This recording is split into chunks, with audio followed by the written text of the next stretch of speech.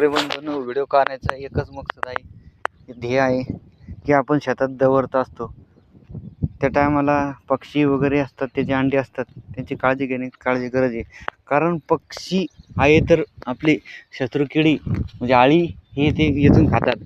एकंदरीत शेतकऱ्याला औषधावरचा जो फवारणीचा खर्च आहे तो वाचतो.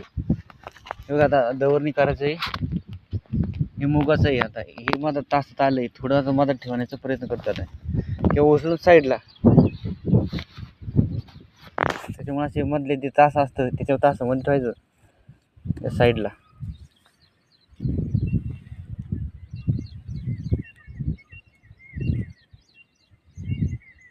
तुमच्या समोर ठेवतो हे बघा. कोणत्या पक्षाचे अंडे आहे हे कमेंट करून सांगा तुम्ही.